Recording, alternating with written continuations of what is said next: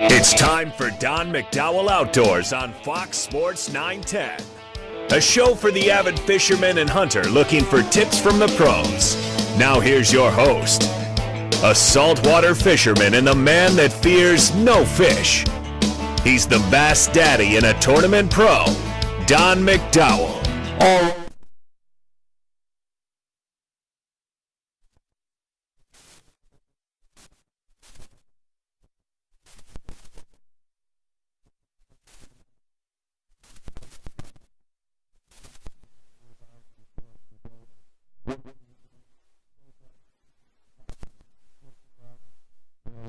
It's crazy. It's a weird time in Arizona right now with the water patterns and stuff that we're getting.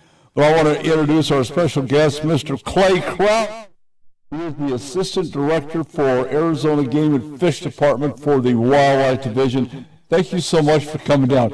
It's great to have you here. Appreciate it, Don. Really pleased to be here. I was thinking about it on the drive. We've known each other for over a decade. And first thing you got was an invitation to be on the show. It was, and here, for whatever reason, it took me 10 years to make it happen. So, well, that's cool. I'm excited to have you here. You're a giant part of AZGFD. We've got a big working relationship with the department. All the folks in the field. We're really blessed. I have to tell you, I'm saddened. Our good friend and colleague Ed Yarkey is retired, as you know. And Friday was his last day. Yep.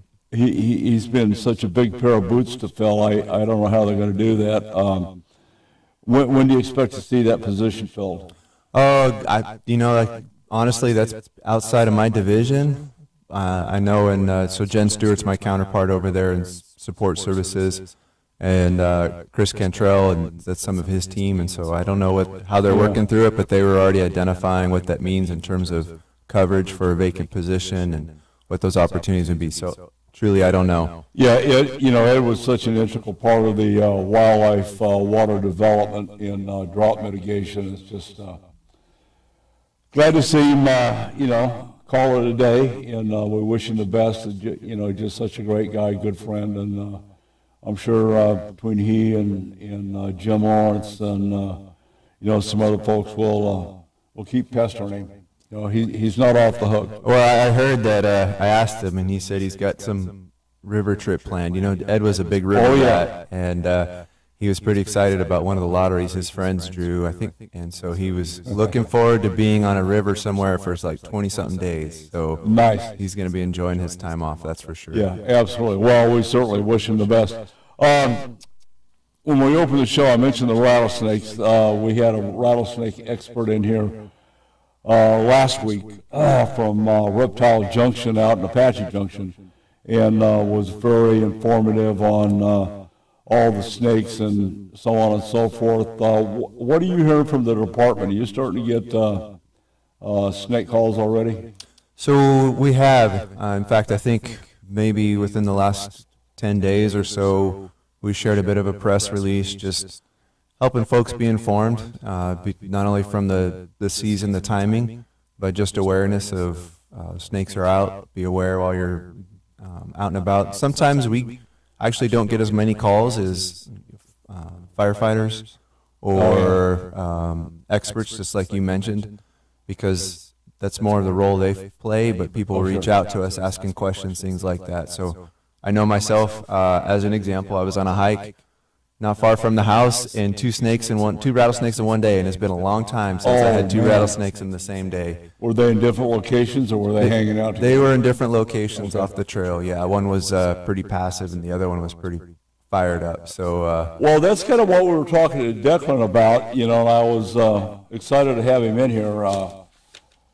He keeps seven rattlesnakes, different species, in these little boxes with a glass top. He takes them to schools and different businesses, and shares information about the snakes, especially the speckled rattlesnake and the western diamondback, obviously most common. But, we'll be talking to Chris Rich, the second hour from AZ Fly Shop. And he made a comment that, like 85% of the snake bites are 18 to 35-year-old from the wrist to the elbow. doing something stupid usually. Oh, yeah. Yeah. It's a special kind of stupid to get bitten by a rattlesnake, but, it happens. In fact, Declan stuck his hand in a bush. He was trying to get another snake, and there was a Mojave coiled up on the other side of the bush that he didn't see, so he sticks his hand in there and grabs this other snake. Bam! Got tagged. Yeah, I guess I want to clarify, doing something stupid be more of the demographic getting bit, where it's kind of like, hold this, watch me do something. Oh, yeah. Not the accidental ones or those types of things, for Yeah, sure. it's happened, and we're putting a caution out there. This time of year, you have to be cognizant and aware of rattlesnakes. Chain protocol, because most of my listeners have pickup trucks. We're dragging trailers and for ATVs, boats, whatever the case may be, and making sure your chains aren't dragging on the asphalt or the concrete on the road surface, starting fires, and then the catalytic converters. If you do have a problem and you pull over on the side of the road, like going up to, this is really prevalent, Phoenix to Payson on the bush. The grass is, it needs to be cut again. And the catalytic converter is somewhere between 800 and 1500 degrees. Poof! Right. You pull over and you set your truck on fire. I've seen that happen, yeah. Yeah, it's just amazing. So anyway, enough of that. From your take, you mentioned your portfolio. Why don't you describe what is in your portfolio under your watch? Sure. So within the Wildlife Management Division, it's an aquatic branch, which includes both sport fish and native fish, as well as our water quality program. So looking at it not just from a habitat aspect, but also aquatic invasive species. I know just from your role in the lakes across Arizona, that's a big thing for us. In terms Well, of by the way, Dave Weedman sends his regards. Oh, good. It's been a minute since I talked to Dave. Yeah. He was headed to the southeastern part of the United States and was going to be enjoying retirement there. Terrestrial branch, which includes everything from our species of greatest conservation needs, or raptors, birds and mammals program, invertebrates, as well as our game program, and then our research branch, wildlife areas, and habitat evaluation, and of course our contracts branch, which we perform services for groups like Department of Defense, BLM, reclamation, those kind of programs where we just provide a service for wildlife-related work. Yeah, that's amazing. How much interaction do you have with our friend Jared McFarland? Jared and I probably talk 2 or 3 times a day, to be honest. He's, I have 4 counterparts in Game and Fish. I mentioned Jen Stewart earlier. Tony Cox. Josh Hurst. Josh Hurst is deputy director. So my supervisor, I probably talk to him 3 or 4 times a day as well. Pat him on the head next time you see him for me. I'll probably give him a fist bump, but yeah, there you go. no problem. Yeah, you've got a whole bunch of really, really, really good people, and it looks like we're kind of in a beginning stages of a generation change at the department. Like Ed, unfortunately there's some other guys that are thinking about, taking the retirement, and it's going to be interesting to see what direction we head with the new personnel, but you guys do such a good job. And how many species all total do you manage? Well, I know from, I guess our standard response is we manage over 800 species. I know that within the Wildlife Management Division, it goes all the way from invertebrates, like I mentioned earlier, to aerial species like birds and raptors, and including endangered species like black-footed ferrets, Sonoran pronghorn, Mexican gray wolves, Gila trout, any number, round-tailed chub, so quite a few. Every day is going to be a little different. But I want to go back briefly to what you mentioned about just retirement aspect. You know, I've been at the department for 18 years, worked with some great folks. Every now and then there's I wouldn't say it's a practice, but folks will ask, like, how long have you, is it who's been here less than 5 years? Who's been here 10 years? Who's 20? And it's incredible the amount of tenure within our agency. Oh, yeah. And I think it speaks a lot to the passion and the work that folks do, not just from an aspect of conservation out in the field, but also what helps make the conservation happen. We have a number of folks who are on the administrative side, procurement, every other role. So anyways, it's pretty remarkable. It is. Are you still at the 630 personnel level at this point? 634? It's been a minute since I looked at that, but I think that's approximately what, and I think that comes under some of what was set from a headcount standpoint, not by our agency necessarily, but obviously we're a state agency, and state agencies are subject to not just what the governor identifies, but Arizona Department of Administration. So I think that sounds about right. Yeah, it's close. Okay. All right.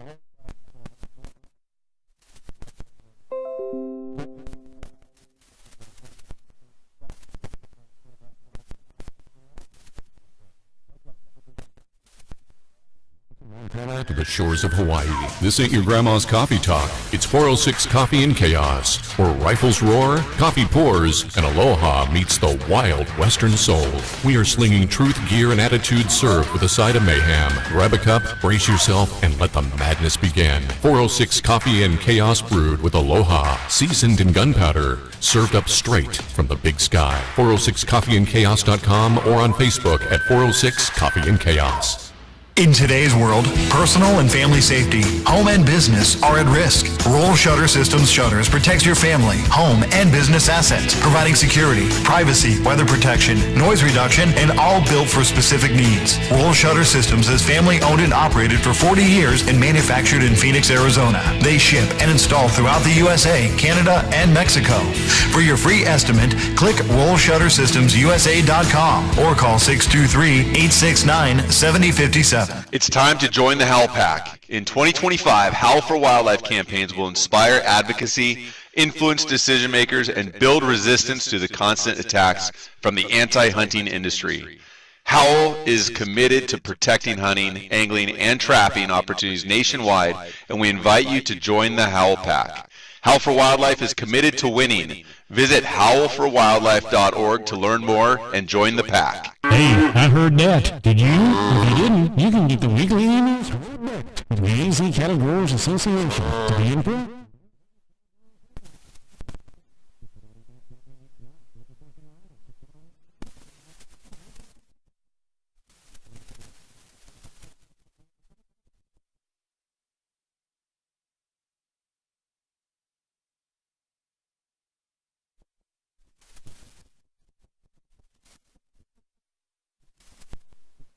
The Arizona Cattle Growers Association monthly publication provides essential updates on issues impacting the ranching industry in our great state and nationally. The Arizona Catalog provides industry news from the University of Arizona, National Cattlemen's Beef Association, the Arizona Farm Bureau, National and Arizona Department of Agriculture, and others. Timely notifications of legislation on local, state, and federal levels, as well as other issues that may affect the ranching community. Spotlight on rancher highlights, activities, events, and dialogue from our president, executive director, board members fight the fight for you. Regular features include cattle growers reports, cattle comments, activities for kids, and animal health. The Arizona Catalog monthly magazine is created by ranchers for ranchers. Get your subscription today at azcattlegrowers.org or call 602-267-1129 and then ask how you can join the Arizona Cattle Growers Association. What's on your plate? Got a hot take? Read the room. Don't let it die in the group chat. Tap the red talkback mic on the iHeartRadio app and join the show. Love the show, but I disagree with you guys. It's the fastest way to get your voice on the air. Say it, send it, and hear it on the iHeartRadio app. Meet iPhone 17e. A whole lot for a lot less. With an almighty, all-powerful A19 chip. And Ceramic Shield 2, built to survive this. And this. And the 48-megapixel Fusion camera with 2 times optical quality zoom. And double display.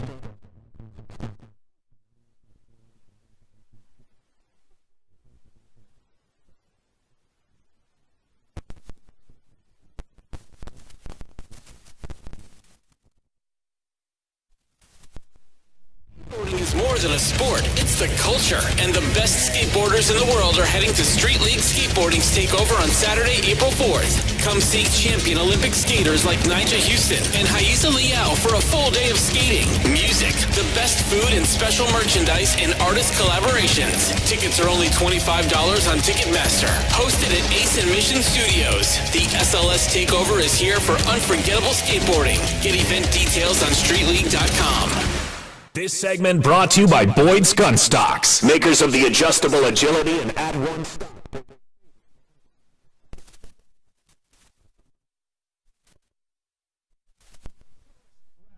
How big is that elk, whitetail, moose, or mule deer? In the world of big game hunting, there's nothing better than having your rack on the wall and shown around the outdoor world. Head to huntingfishing.com and show us your rack. Now back to Don McDowell Outdoors on Fox Sports 910.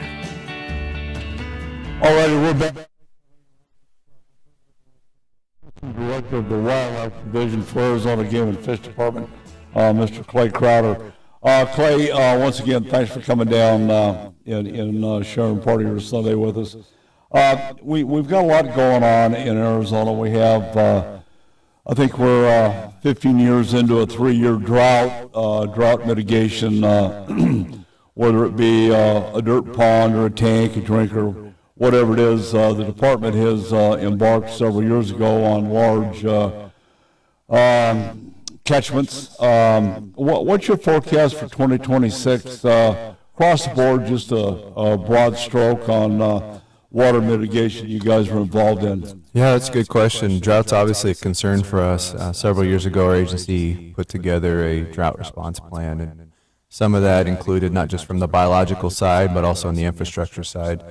I can tell you, just even as a conversation we had, I think on Thursday, and it'll be shared with our commission at the upcoming April commission meeting, is focusing on what, not just the amount of water that was hauled last year, but also what are we doing right now, preparing for what this season could be. Just because we may have had some moisture doesn't mean that the work shouldn't stop. We have a great partnership with a lot of wildlife conservation organizations, you know that yourself, and how we continue to haul water. I think our Flagstaff region, and I can't recall off the top of my head, it might even be Region 4, are already starting to haul water in advance, identify what that looks like. I think some years ago we were introduced to a technological tool called a ranch bot. I know you're familiar with it. Yep. Real familiar with those guys. And those have been really successful for helping us have a really good grasp on not just the catchments, but other locations where it makes sense. So it's real-time information of what's going on with the water levels that wildlife and livestock might depend on, but specifically the catchments. Yeah, we're working, as you already know, we spent a lot of time, myself and my colleagues down in units 39, 48, 40B, and then we've been called in to do some stuff down in 45. But your WM down there, Travis Clarkson, I don't think he's stopped hauling water ever. Right. I mean, he just hauls and hauls and hauls. And we're trying to mitigate his water hauling by strategically. What we've done is put together a large landscape region program to strategically hit abandoned wells. Is kind of one of my pet peeves. BLM, bless their hearts, they have a lot of abandoned wells that, you know, they gave it up. There's no cattle allotments, so there's no need to take care of the wells, and the general populace, for some reason, has taken to stealing windmills. So the windmills that used to be there, they're gone. They're either torn down or, anyway, it's the damnest thing. I mean, it's like, it takes a lot to swipe a windmill, but anyway, we've got to BLM and said, look at, we've got, a case in point, 48. We've got a relationship with the Arizona Antelope Foundation, and they have those Sonoran pronghorns that, oh my gosh, those guys are just, they're an amazing wildlife species. And we've gotten with Arizona Antelope, and they turn these guys loose where there's not a lot of water. Right. 48. I mean, so we're fixing this, fixing that. We just had a meeting with them last Saturday, and have 3 more wells on the hit list. So anyway, but it's just really amazing in its heartfelt, very warm and fuzzy feeling to see these guys actually go get a drink of water. Have you ever seen them in a while? Oh yeah. So funny question you say that. I started with the Arizona Game Fish Department working on the Sonoran pronghorn. Oh, I didn't know that. Yeah, and part of that was a captive breeding program out of Ajo. And last year, I was returning from a commission meeting in Yuma, and I was driving Interstate 8, and I looked south, and there was a doe Sonoran pronghorn by herself off the interstate, and I was like, hot damn, that's such a blessing to be able to see that in the wild rather than just part of the work I would normally be doing. But yeah, no, it's an important species for that area, as well as obviously mule deer and bighorn sheep, and some of the other ones. But certainly in terms of efforts and recovery, and the low population numbers, it wouldn't be where it's at if it wasn't for a lot of effort from some groups. But that water's key. And that distribution. That's what Jim Lawrence says, and it's just those little pronghorns is just, for some reason, it's just a big warm and fuzzy to know we've gone out and looked at some other places, and you can see their little bitty tracks, and they're looking for a drink of water. So I mean, it's just more motivation for myself and our people to go out there and, try to get, because, like you say, it's, we don't put up a sign that says, Sonora pronghorn only. Right. Because, all wildlife we've got, benefit, deer that have come across the border. What we're seeing in some of the southern, some of the southern units is, Sonoran mule deer, gene pool sneaking into our side. And, I'll show you during the break, we've got some, good trail camera pictures of some of the mule deer that live there, and you look at it, oh, where's it? Oh, is that down at Hermosillo? No, that's over here. I mean, there's very distinctive, but it's just lions and tigers and bears, as we say. Everybody gets a drink of water. The other thing is the hunting opportunities that have been provided by the department are starting to lighten up down in the southern units. Any thoughts on that with the way the administration is treating the cartel and the sneakers across the border? Well, yeah, I might just focus more on, we keep talking about drought, and so I think later this week we'll see the hunt recommendations available for the public. They'll be posted on the website, and the tags available. Drought's having an impact in that southeastern part of the state for sure. When part of the work that our folks do, aerial surveys, and that helps us get an idea of buck doe fawn count, that those ratios, and based on that and maybe other trends like hunter harvest, gives us an indication of whether we need to adjust tags down or up. But that drought's having a big impact in that southeastern part of the state. Oh, it's huge. What we're seeing for sure. One of the other things that I'm very fortunate in my position that I usually am one of the individuals that's signing agreements with a lot of the producers across the states. And one of the other tools that's been pretty successful is like the pipelines, the poly lines that are going out and having some of that water distribution within allotments and pastures across these areas.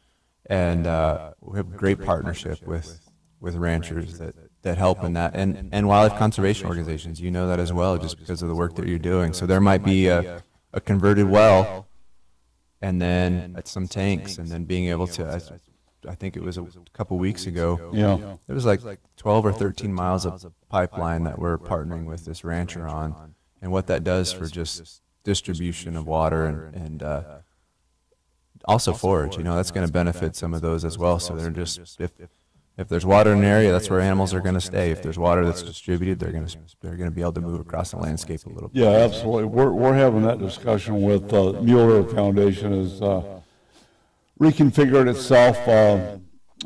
Jim Lawrence has taken a seat as the Arizona State Director for MDF.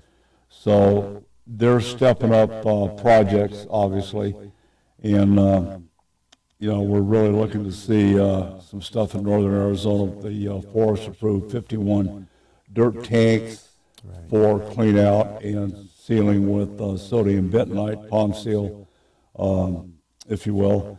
And then at the same time, I think April 8th, Jim, myself, and Don Pelfrey, whom you know, have a dog and pony show with the Wallapai tribe, the council, on the benefit of trick tanks and dirt tank cleanouts and sealing. Because, we've engaged in conversation with them about their wildlife, exactly what you're talking about. If they don't have water and we start fixing tanks over here in Unit 9, they're moving to where their water is. Yeah, they're going to hop the fence and see it. And we've seen it, right? And we work closely with the Wallapais, but elk will travel 10 miles for water. Deer will travel 4 to 5 miles, and 10 miles for an elk is nothing. That's you walking from your kitchen to your living room.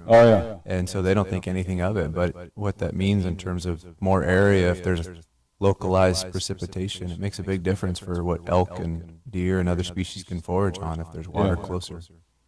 I spend a lot of time working with the ranchers. And part of that is an educational project with the ranching community as a whole. Because if you go back in time, there was a lot of bad blood between the producers, the ranchers, and the permittees, excuse me, with the department for whatever reason. And the politics seem to not ever go away. For the old guys, they get hung up. Well, back in 1960, no, forget it. Things change. People change. The times change. The geopolitical situation that we're living in certainly has changed. And the wildlife groups, especially the agencies and the ranchers, are getting hammered across the board. From all sides, and we have to work together, and I appreciate Commissioner Bill Brake using the analogy of the three-legged stool. Right. Oh, yeah.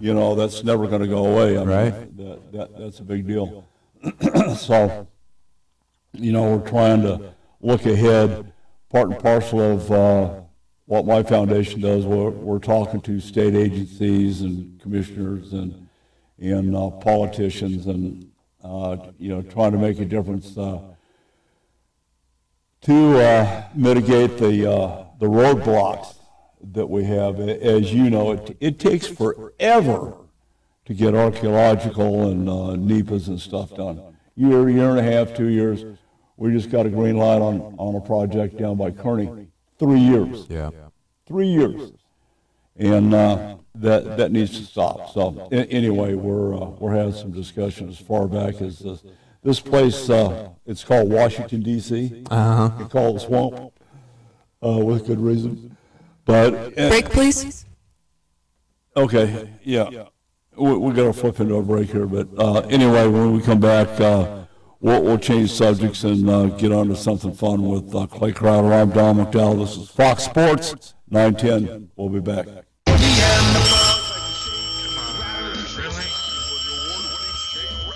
Thanks for calling Grand Avenue Mini Storage. We are located at 3636 West Grand Avenue. We have units ranging from 4 foot by 4 foot all the way up to a 20 by 20. Yes, sir. I do think the 4-foot by 4-foot will hold all of your IRS crashed hard drives. No, sir. I don't think the 20 by 20 will hold all the people the White House has thrown under the bus, but do have room for that bus. Grand Avenue Mini Storage. Call us at 602-246-0680. 602-246-0680. The premier monthly print and online publication in the Southwest is celebrating their 10th year anniversary. Award-winning Arizona Boating and Water Sport and its sister publication, the Western Outdoor Times, cover current topics ranging from boating, camping, shooting, and water sports, fishing, wildlife, conservation, RVing, outdoor safety, and a complete schedule of community events. Arizona Boating and Water Sports and the Western Outdoor Times are free print publications available at over 500 locations and online. Sign up for yours at azbw.com and get the free weekly newsletter. For more information, contact Jim Allen at 480-947-6219 or email him at jim@azbw.com. What? You missed again? Yeah, but I looked cool doing it. That's because you were holding an Atheros rifle. Sleek, reliable, and built to make you look like you meant to miss on purpose. Whether you're at the range or the end of the world, our rifles won't fail you. But we can't promise your aim won't. Under new ownership, quality rifles with the same deadly bite. Atheros Rifle Company. Because even your mother-in-law respects this kind of firepower. AtherosRifle.com. Or call us at 540-849-4674. It's time to join the Howl Pack. In 2025, Howl for Wildlife campaigns will inspire advocacy, influence decision makers, and build resistance to the constant attacks from the anti-hunting industry. Howl is committed to protecting hunting, angling, and trapping opportunities nationwide, and we invite you to join the Howl Pack. Howl for Wildlife is committed to winning. Visit howlforwildlife.org to learn more and join the pack. If you're a rancher, farmer, or involved in wildlife habitat enhancement, then you need to know Southwest Ranch Supply for your needs. Southwest Ranch Supply is a distributor for quality American-made products. Vertical and direct burial water tanks, Numex polypipe, RDF aluminum troughs and spring boxes, Rainmaker drinkers, Western clay bentonite and pond seal, Redmond agricultural salt and minerals in bulk or block, solar well conversion, panels, pumps, and structural panel supports. Contact us at southwestranchsupply.com or 623-221-7655 for your free project survey and estimate to stretch your project budget and ensure you have the right products for your projects. We run full truckloads, split truckloads, and deliver direct to your allotment. Southwest Ranch Supply is your partner in conservation. 623-221-7655. Again, contact us at southwestranchsupply.com or 623-221-7655. Southwest Ranch Supply, proud member of the Arizona Cattle Growers Association. And now, HELOC versus AGI. A Splatero HEI gives you cash for a share of your home's future value. No monthly payments. A HELOC is a traditional loan with monthly payments and strict requirements. Splatero for the win. Visit SPLITERO.com today and access your home's equity. For more information about contests on this station, go to foxsports910.com/rules. Back to Don McDowell Outdoors on Fox Sports 910 and always on our free iHeartRadio app. Here's the Bass Daddy and Tournament Pro, Don McDowell. All right, Mr. Crowder, let me ask you a question. I'm getting a text messaging. Did you get an elk tag? I did not get an elk tag. Oh, really? In Arizona. No, you know what? I had some really fortunate. The last bull hunt I had was in 2022. And I swing for the fences every time on first choice, and second choice usually something that I think I could manage. I have not drawn an elk tag, and it's settling in. But I have some friends I'll be helping hunt. But no, I did not. So just because I work at Arizona Game Fish Department does not mean I'm getting a tag or special treatment there. Yep. So you're not on the old proverbial blacklist, are you? I might be. I don't know. Picking on Larry Riley. You know Larry? Oh, yeah. Yeah. And he came in the studio down at KFNX, and I said, your chair's right here. He says, I need you to move those books. I said, no, we put the phone books on there so so you can reach the microphone. Right. I didn't get an elk tag for 8 years. Just saying. Right. Yeah, so, in your spare time, do you do any sport fishing? Not as much fishing as I would like. Standard answer anymore. Yeah. Well, it's one of those things for me, just because of time. Yeah. And all right, I got the errands done through the weekend. What I need to get up to in the mountains and go fishing. I am fortunate though, just because I live near the office. I don't think I'm stealing anybody's hot spot by saying this, but occasionally in the Agua Fria arm, there's some great fishing up in that section, and when the bass start running, I do like to get up further north and do some trout fishing. I have yet, admittedly, to complete my trout slam in Arizona. Yeah. And that's one of those things I like. This is the year to do it. My buddies and I will make plans, and just like life happens, it falls apart. So I don't fish as much as I would like to. What about, saltwater? You got any saltwater experience in your background? I do. I love saltwater fishing. It's I like being on the water. That's all there is to it. It's just absolutely. I don't think anything beats it. And I love to eat fish, saltwater fish. I'm not a big freshwater. I do like crappie and walleye. But when it comes to saltwater, that's the last time I was saltwater fishing. It was a hunt fish trip out of Kodiak a couple years ago, some friends and I. But it's been a minute since I've been back on the saltwater. Yeah. So. I talked to Captain Bill that runs Malahini Sport Fishing and Horizon Sport Fishing yesterday, as a matter of fact. And I think we're going to have a buffer year, and we need to get Tyson, and as we promised we were going to go saltwater fishing last year with Captain Bill. We didn't do it. Like you said, life happens, and we had a lot of life going on last year. Yep. But this year already, everything was late last year. Across the board, deer, elk, turkey. I mean, you name it. It wasn't doing what it was 2 months late. Fishing is the same way. So I kind of equate, and I go back and forth with Mr. Guggenauer on this issue, because he goes to BC to go fishing every year, and the monsoons have to do with the fish migration. The fish migration have to do with the currents, El Nino, La Nina, whatever the case is, and we're suffering from that. This year, I think is going to be a little bit different. I don't have any hope of an overabundance of precipitation necessarily, but the yellowtail are popping up already. Yeah, I heard that. Yellowtail are on time. The Grande was out Friday and Saturday. Friday they had 40 anglers. They did have 47 yellowtail on board. And then yesterday they had 40 guys on. They had 29. Now that doesn't sound like a lot, but they probably had double that snap-offs. And all kinds of other bottom fish. So I'm thinking we're going to have a pretty good year across the board. Yeah, I'm sure folks would be nice. My buddy went last year and was looking forward to. He did a 3-day trip, and they limited it out in the boat. Had a great time, and boom, you can't beat that. That's some of the best eating too. So, yeah, Captain Bill runs the Malahini's been around. It's been at H&M Atlantic since 1962. It was commissioned in August of 1945, PT 671, and never did see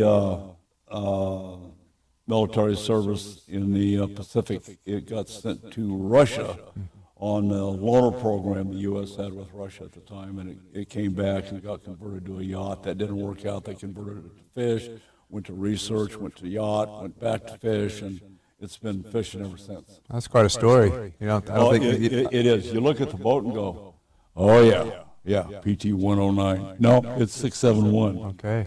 Yeah, it's great. It's got the biggest John Deere tractor motors in it, Clay, that you've ever seen. Okay. Like 1,500 horsepower. It's as big as this table. It's impressive. It's just amazing. I'd love to get you over there and meet Captain Bill. He's a special guy.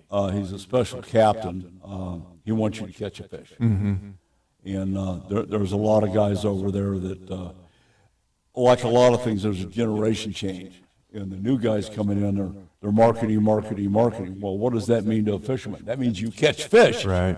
It's really simple. There are some of the captains that I know over there. If they come out of the wheelhouse, somebody's getting their butt chewed. and it's not a good thing. Right. Bill comes out of the wheelhouse, he's going to hook, hand, Yep. and make sure you catch. I've seen both of those things, exactly what you're talking about, and it's the excitement on the deck when that's happening because of the captain being involved instead of chewing the deckhand or something else is really different. Yeah, I just love it. It's going to be interesting to see what happens, especially here in Arizona. Like I said, I think we're going to have a dry year. The folks that I'm talking to at the department are buckling down, as you know, on the water catchments, and we're looking pretty hard at doing some good things with the ranching community, trying to get some projects off of dead center and move on with it. So overall, on the hunting side of life, we have had some regulation changes. Anything remarkable on hunting or fishing regulations yet? So the one that comes to mind recently was Commission Order 40 change, which would have been Colorado River, where falling in alignment to how I think Nevada and Utah may manage. So I think that changed the bag limit. So it's not, I guess, I can't recall off the top of my head, but for catfish and maybe a bass species, it changed so that it doesn't matter if you're on the left side of the river, the right side of the river, you can hit the bag limit for both, which makes sense, right? Anglers need to enjoy themselves, have that opportunity. The biological surveys that were being done by Nevada Department of Wildlife indicated that there wouldn't be an impact for those bag limits, and so let's increase the bag limit so that there's an opportunity available. Yeah. As far as the hunting side, nothing comes to mind, but I know what's being brought forward for the commission meeting in April. We'll touch on a number of things, bag limit, as well as not bag limit, but hunt recommendations for a number of species. Okay, we've got to flip into another break. Ladies and gentlemen, when we come back, Clay and I are going to do roll call for the military. We had a KC-30 135 go down, and we lost an additional 6 on top of the 7, which is a total of 13 U.S. military fallen in the Iraq conflict. I'm Don McDowell. This is Fox Sports 910. We'll be right back.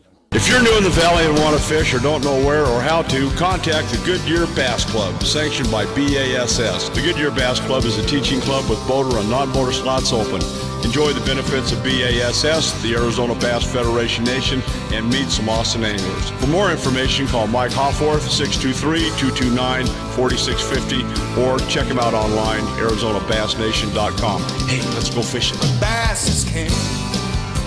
In today's world, personal and family safety, home and business are at risk. Roll Shutter Systems Shutters protects your family, home, and business assets, providing security, privacy, weather protection, noise reduction, and all built for specific needs. Roll Shutter Systems is family owned and operated for 40 years and manufactured in Phoenix, Arizona. They ship and install throughout the USA, Canada, and Mexico.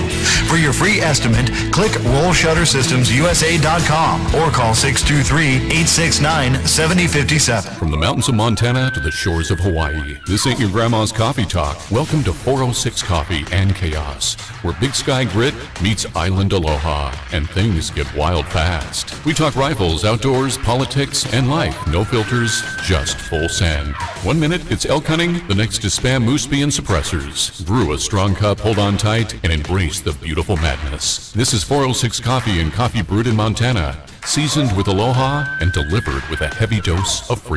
Arizona Catalog, the official magazine of the Arizona Cattle Growers Association monthly publication, provides essential updates on issues impacting the ranching industry in our great state and nationally. The Arizona Catalog provides industry news from the University of Arizona, National Cattlemen's Beef Association, the Arizona Farm Bureau, National and Arizona Department of Agriculture, and others. Timely notifications of legislation on local, state, and federal levels, as well as other issues that may affect the ranching community. Spotlight on rancher highlights, activities, events, and dialogue from our president, executive director. Board members fight the fight for you. Regular features include cattle growers reports, cattle comments, activities for kids, and animal health. The Arizona Catalog monthly magazine is created by ranchers for ranchers. Get your subscription today at azcattlegrowers.org. or call 602-267-1129 and then ask how you can join the Arizona Cattle Growers Association. What's on your plate?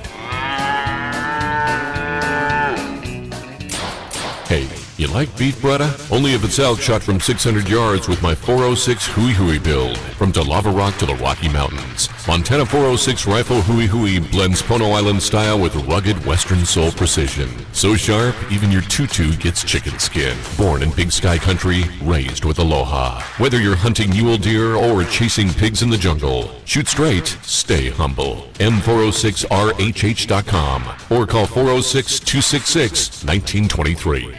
Professional wrestling fans, the action continues every week.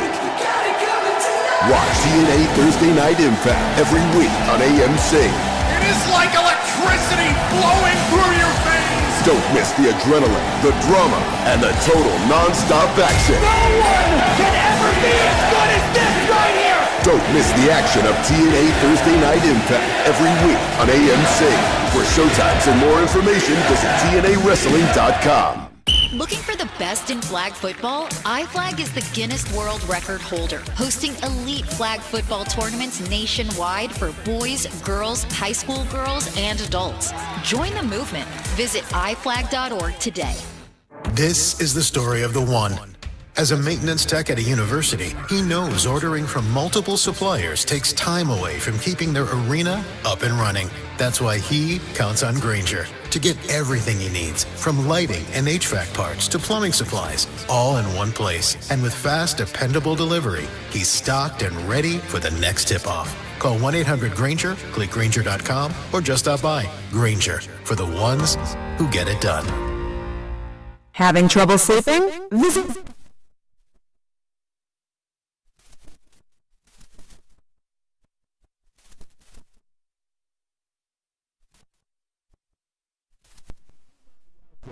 Make sure you sign up for the weekly hunting fishing newsletter to stay up to date with the latest outdoorsman news across the nation. Sign up today at huntingfishing.com. Now back to Don McDowell Outdoors on Fox Sports 910. Hey, thanks for staying.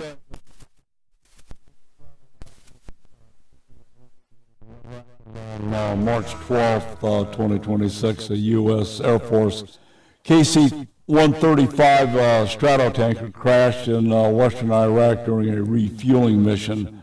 The incident marks the first fatalities of an Air Force facility in the ongoing efforts of Operation Epic Fury against Iran. I don't believe there was any mention of hostile or friendly fire knocking that KC-135 out of the air.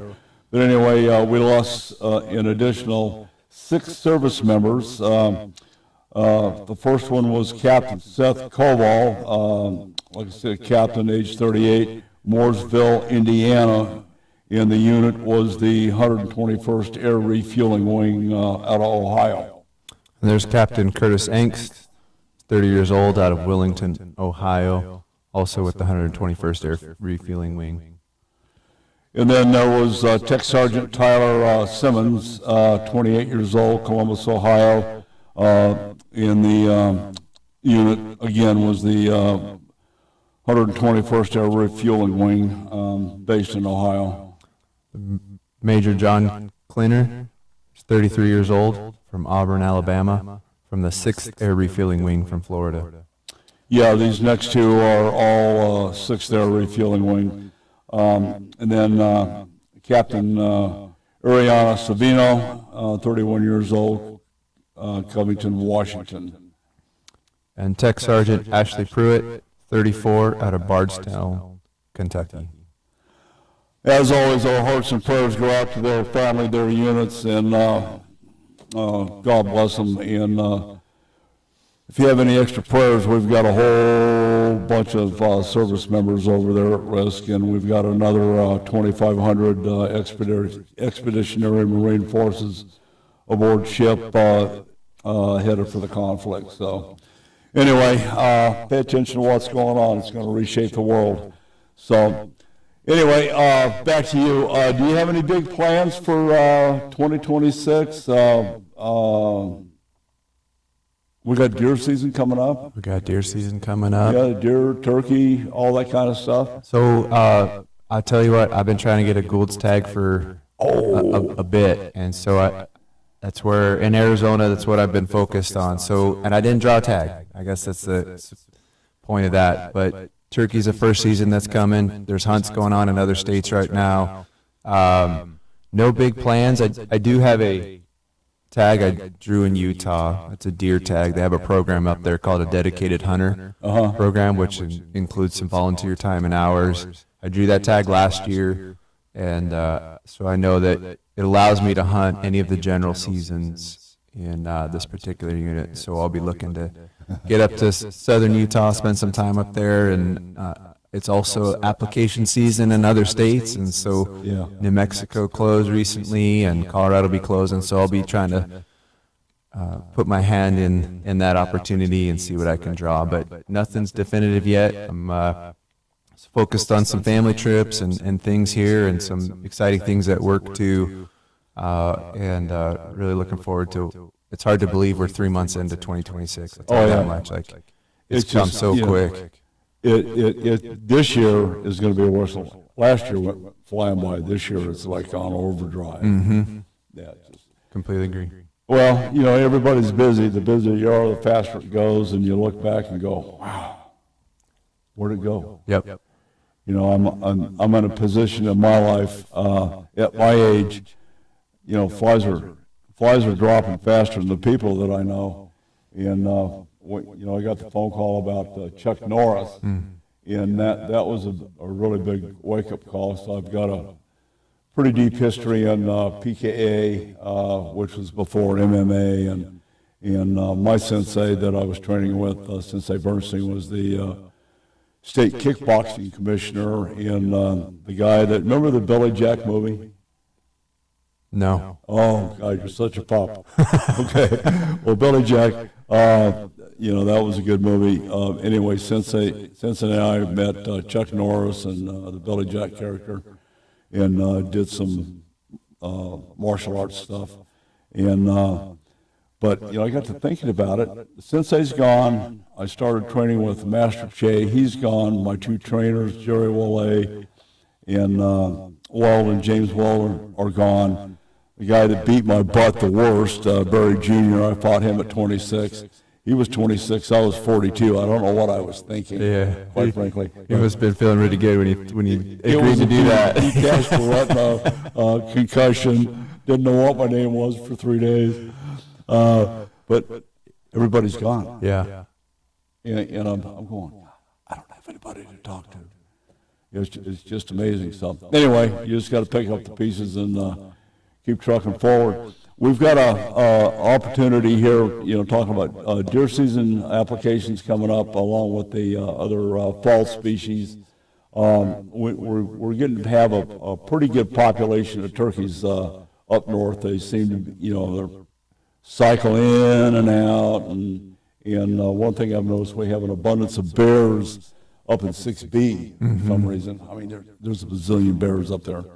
And the other thing we're looking at is maybe depending on whether we get drawn. Okay, I didn't get an elk tag, so depending on whether I get blessed with a deer tag and a turkey tag, we're looking at some opportunities at White Sands for the exotics over there. And then there's another ranch over there that we're talking to that has Himalayan yaks. Okay. Oh, I got to tell you, Clay, that is the tastiest steak that you'll ever have. All right. I was just thinking of yak's milk for some reason, but a steak, that sounds incredible. I can't even picture the animal. That jerky would put in his Starbucks.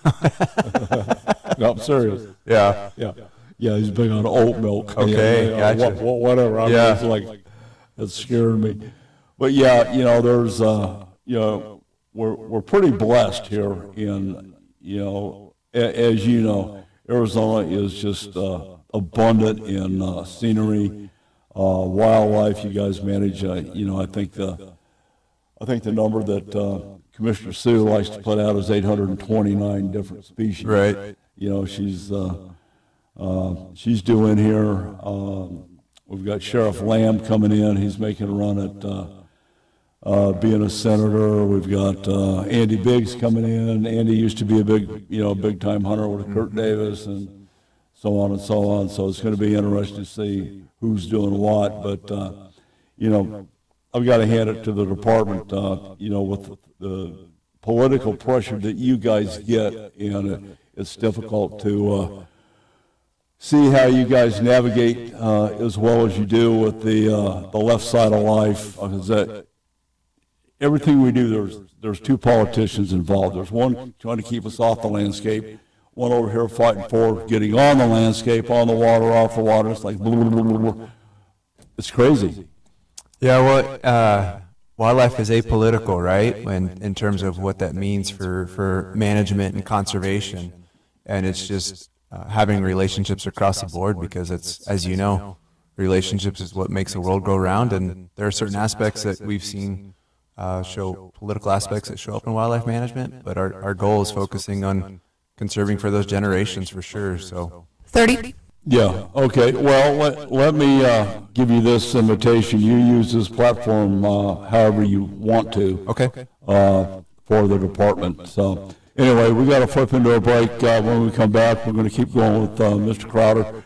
No coffee and chaos, but I do have some things to say about that, as always. Go figure. I'm Don McDowell. This is Fox Sports 910. Don McDowell Outdoor Radio has been sponsored by Elevate Design Group. If you're a rancher, farmer, or involved in wildlife habitat enhancement, then you need to know Southwest Ranch Supply for your needs. Southwest Ranch Supply is a distributor for quality American-made products. Vertical and direct burial water tanks, Numex polypipe, RDF aluminum troughs and spring boxes, Rainmaker drinkers, Western clay bentonite and pond seal, Redmond agricultural salt and minerals in bulk or block, solar well conversion, panels, pumps, and structural panel supports. Contact us at southwestranchsupply.com or 623-221-7655 for your free project survey and estimate to stretch your project budget and ensure you have the right products for your projects. We run full truckloads, split truckloads, and deliver direct to your allotment. Southwest Ranch Supply is your partner in conservation. 623-221-7655. Again, contact us at southwestranchsupply.com or 623-221-7655. Southwest Ranch Supply, proud member of the Arizona Cattle Growers Association. Hear that? That's Mike. He took ZzzQuil Pure Z's, so now he's sleeping soundly on a Sunday night. ZzzQuil Pure Z's are fast-acting melatonin gummies with a complementary botanical blend to help Mike get the sleep he needs to wake up refreshed and ready to conquer Monday. Let's do this Monday. ZzzQuil Pure Z's, just for sleep. Really great sleep. These statements have not been evaluated by the Food and Drug Administration. These products are not intended to diagnose, treat, cure, or prevent any disease. Use as directed. Hey guys, do you want male performance in the bedroom and do you want it now? Get it in 47 seconds or less. For the first time, you can have instant male enhancement. Introducing Knox 47, the topical male enhancement that works in 47 seconds or less. Satisfaction guaranteed. Finally, after years of scientific research, our proprietary formula will allow you to perform in the bedroom like never before. Just imagine that little blue pill on steroids. No reason to settle and wait when you can get instant performance now. Forget about pills and potions that make you wait hours or up to 30 days to work. That's yesterday's news. Knox 47 is brand new, the hottest thing for men, and you don't need a prescription. Call now and get your free supply for a limited time. Find out how to get Knox 47 for free. Call now, 800-677-1453. That's 800-677-1453. Free bottles for limited time. Call 800-677-1453. That's 800-677-1453.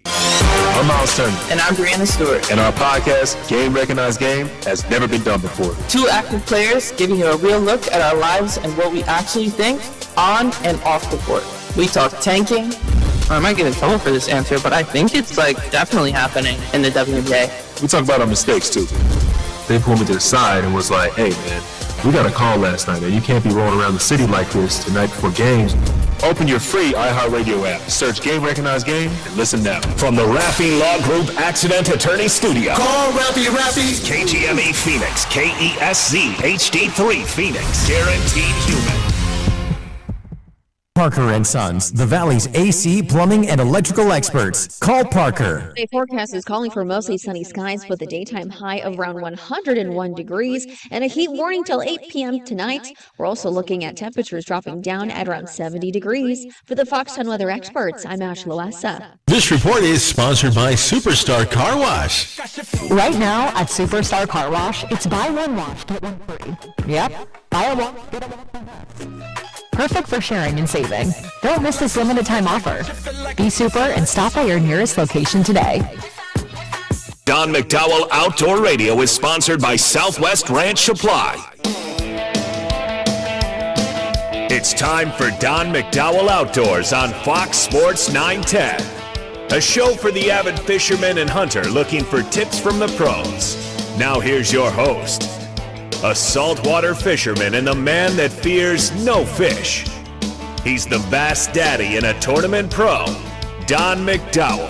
All right, we're back. Just joined us. Mr. Clay Crowder is here. He's the Assistant Director for the Wildlife Division of what we call AZGFD, Arizona Game and Fish Department, and doing a great job. Honored to have him in here. We go back. His first invitation was about 10 years ago. So, he finally decided to come down and visit us. So we appreciate having you down here. We've been talking about just a whole bunch of stuff. I think the big thing on the table is drought mitigation. The WMs spend more time hauling water than they do managing wildlife. But hauling water, unfortunately, is part of the curriculum right now. What can we do as general public to assist the department on Operation Game Thief? We've got to, I don't really look at my text messages about ATVs and side-by-sides. That's such a big deal anymore out in the woods, trying to hunt, and you got the side-by-sides blowing by. Any general comments on how to navigate through this mess that we're in right now? Yeah, so I think what we've noticed is that there's folks who are recreating in the side-by-sides, but they're not necessarily going to be the hunters or folks that you would usually see. And so obviously within our agency, we have jurisdictional authority for OHV. Some of that comes with responsible use, right? Like if people are disobeying some of the, speed limits as well as tearing up habitat, like that's an avenue for that's a huge one. Notifying. We also work very closely with the sheriff's offices across the state. And I know just from conversations they've shared with our commission, they've shown up to our commission and said, hey, this is a growing issue and concern because of what this means and the amount of time that they're having to spend. And the other aspect to it, too, is the safety, where certainly a lot more medical response and life lost because of irresponsible OHV use. And so there are some successes, though, Don, I'll be honest with you, because some of that includes we've worked closely. Micah White's our OHV officer. He's worked closely with a number of groups, especially around Sedona, and having the education video of say, hey, this is what responsible looks like, because it also makes a difference for the ranchers and producers on the landscape and not having those effects, or how those activities might impact their cattle, not just from water but from other things. And so it's really about education, but then there's an enforcement component too, and that's some of it for sure. Yeah, we're keeping track of Tunnel Basin. We have quite, as you know, quite a ranching community over there that was there before anybody else, quite frankly, except the Indians. Mm-hmm. But the Obar-C, I believe they've lost eight head of cattle on that road that goes all the way up to Greenback. Getting smacked by side-by-sides. Mm-hmm. They've had to go to, having signs manufactured, you name it, it is totally out of hand. One of the big things you hit on was tearing up the habitat. That's huge, absolutely huge. This gentleman right here sitting in the studio with us, has had just a terrible episode of stuff on BLM land that they lease and manage with guys running off the road. I mean, there's all kinds of roads down there. There's no reason for it. Right. So who do we call? Do we call Operation Game Thief? Do we call the Sheriff's Department, like you had indicated? Work in tandem. So typically, because Operation Game Thief provides that number, and then we can be in contact with either the wildlife manager, not me personally, obviously, but our dispatch center. Our I'm going to give everybody your home phone number. Yeah, right. That'll go in contact with the sheriff's office in terms of response. Or here's the other part of it. Sometimes it's just finding where the staging stations are and waiting for them to get back. But we've usually what we call the reporting parties are pretty good about videos or documentation of what the impacts have been and next steps. Well, that's the other thing. The times that we're living in right now, there's cameras every place. You know, I mean, if you're going to be a bad guy, it's hard to misbehave and not get on somebody's cell phone. Right. Oh yeah. I think one of the challenges too is just respect for the land. You know, I think that folks that spend time on the landscape, hunters, anglers, ranchers, bird watchers, wildlife enthusiasts, have that. Sometimes people who just maybe didn't grow up in it, don't have that same respect, and so they don't recognize the effect of that type of behavior and how it affects not just wildlife and habitat, but also. You know, one of my buddies that runs with me quite a bit. In fact, they're out today enjoying the outdoors. They're doing some, pistol shooting and this, that, and the other thing, and it's just the beer cans and the trash. You know, we can't go anywhere and go stop. I'm thinking it's a snake. Right, some see. It's a lion or a tiger. Actually, it's a beer can. Mm-hmm. Where's that plastic sack? Yep. So, I mean, we're picking up stuff. It's just amazing the junk that's out there. It's getting better. Yep. But it can ebb and flow for sure. In some areas, same thing. I mean, I carry trash bags in my vehicle just because of what else is there, and if you pick it up, it's less likely that someone else is going to see it and throw it because they're like, oh, there's already trash here. It's not as big of a deal, but it's just personal decisions that people make. We've got a question that I'd like for you to field. With the economic downturn in some of the communities that we have, Superior, Miami, Globe, Wilcox, and on and on, subsistence hunting became a norm because there wasn't any jobs and so on and so forth. Do you see that in a position of betterment, or is it still a big deal? Yeah, I don't know if I'm prepared to respond to that. Just more from knowledge. I do know that, it's from an aspect of big game and seasons and tag allocations. If there's folks that have made the justification that it's subsistence, but it still could be treated as poaching. There are others. Well, I wanted to be careful with that term, but it is what it is. Sure. But, it's called poaching. Right.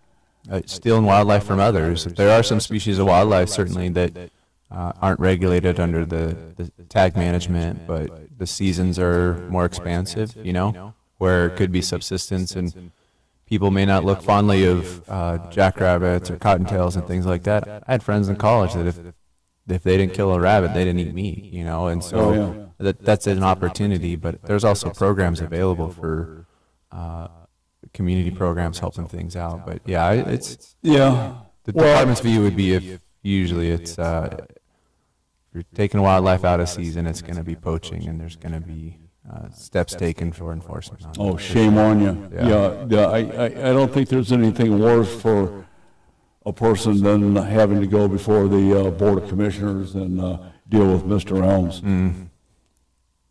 And my hat's off to him. I don't know how he gets up there in front of the commission and reads these infractions and is able to keep a straight face. I mean, in terms of the egregiousness? Oh, yeah. They're just ridiculous. I've seen our commission be pretty upset, just in terms of the egregiousness and lack of respect for wildlife and the life, That's true. We've, talked with Commissioner Guggenauer and some of the other commissioners that we've had the pleasure of knowing over the years. And it seems like, there's, with the exception of the legislation here, which is a story for some other time, other states are getting more teeth into wildlife infractions relative to mandatory jail time, sometimes prison time, and there's a big difference between going to jail and going to prison, although I don't know that firsthand. That's just what I've heard. What you've heard, yeah.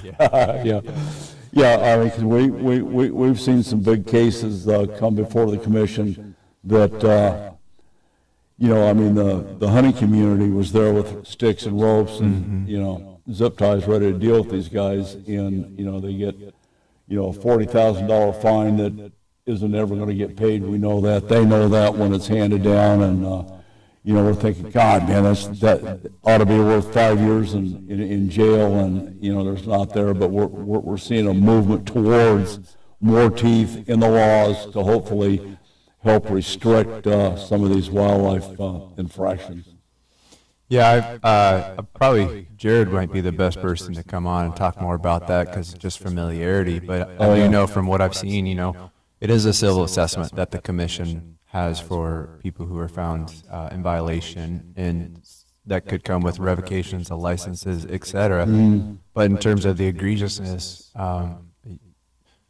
there's usually not much more there, but there's an interest because of the significance or hundreds of thousands of dollars that may have affected the state, and it's less available for the state, Unfortunately, there's an education process that needs to be done with the judicial system, that they need to hammer these guys before they get to go see the commission. Well, and I think you bring up a fair point. Again, Jared's certainly better at it than I would be, because if you're in the DA's office in a county in the state and something like a wildlife crime or violation doesn't maybe rise to the same level as what else would pass in front of the DA and what the court's looking at, and a lot of it still comes with our relationship in those communities. Like that's a key thing for understanding. And there's been some sentences that the judges have issued that are they recognize that value, and I guess they're a little less willing to look past what that means and the impact it had in that community. Yeah. Well, there's some liberalism going on with the judicial system that unfortunately flows all over the lower 48s here. So anyway, that's all good stuff. We've got to flip into our break. When we come back, we're going to be talking to our friend Chris Rich, who's going to have something to say about spring fling. We'll be right back. Cool. From the mountains of Montana to the shores of Hawaii, this ain't your grandma's coffee talk. It's 406 Coffee and Chaos, where rifles roar, coffee pours, and aloha meets the wild western soul. We are slinging truth, gear, and attitude served with a side of mayhem. Grab a cup, brace yourself, and let the madness begin. 406 Coffee and Chaos brewed with aloha, seasoned in gunpowder, served up straight from the big sky. 406coffeeandchaos.com or on Facebook at 406 Coffee and Chaos. Here is a great way to help Arizona's wildlife conservation efforts. Put an AZ Wildlife Conservation license plate on your car, truck, or RV and show the world you care. When you do, you are contributing to the AZ Wildlife Conservation Fund, which manages grants for habitat improvements and hunter-angler recruitment. Simply go online to servicearizona.com and select the AZ Wildlife Conservation plate for your license plate renewal. Show the world you care. In today's world, personal and family safety, home and business are at risk. Roll Shutter Systems Shutters protects your family, home, and business assets, providing security, privacy, weather protection, noise reduction, and all built for specific needs. Roll Shutter Systems is family owned and operated for 40 years and manufactured in Phoenix, Arizona. They ship and install throughout the USA, Canada, and Mexico. For your free estimate, click rollshuttersystemsusa.com or call 623-869-7057. 7. Arizona Catalog, the official magazine of the Arizona Cattle Growers Association monthly publication, provides essential updates on issues impacting the ranching industry in our great state and nationally. The Arizona Catalog provides industry news from the University of Arizona, National Cattlemen's Beef Association, the Arizona Farm Bureau, National and Arizona Department of Agriculture, and others. Timely notifications of legislation on local, state, and federal levels, as well as other issues that may affect the ranching community. Spotlight on rancher highlights, activities, events, and dialogue from our president, executive director. Board members fight the fight for you. Regular features include cattle growers reports, cattle comments, activities for kids, and animal health. The Arizona Catalog monthly magazine is created by ranchers for ranchers. Get your subscription today at azcattlegrowers.org or call 602-267-1129 and then ask how you can join the Arizona Cattle Growers Association. What's on your plate? I'm Officer Kenny D. with the Arizona Game and Fish Department's Operation Game Thief program. The bad boys that poach the animals that are displayed in this trailer thought they could get away with it. They killed the animals and took them home and they thought they were safe. But these criminals forgot one thing. We make house calls. Got a thought? Just wanted to chime in. No hold times here. Good afternoon, gentlemen. Tap the red talkback mic on the iHeartRadio app and send us a voice note instantly. I do agree with that, yes. A stress-free way to join the convo on your own time. Try it now on the free iHeartRadio app.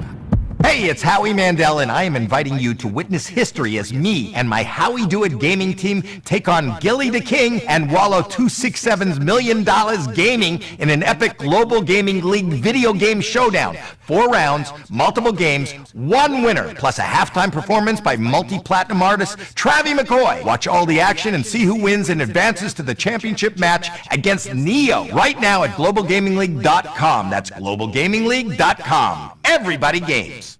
Looking for the best in flag football? iFlag is the Guinness World Record holder, hosting elite flag football tournaments nationwide for boys, girls, high school girls, and adults. Join the movement. Visit iflag.org today. This segment brought to you by Boyd's Gun Stocks, makers of the adjustable agility and at-one stock for your favorite long gun. Head to boydsgunstocks.com for more details. Build with Boyd's. Show us your rack. How big is that elk, whitetail, moose, or mule deer? In the world of big game hunting, there's nothing better than having your rack on the wall and shown around the outdoor world. Head to huntingfishing.com and show us your rack. Now back to Don McDowell Outdoors on Fox Sports 910. Okay.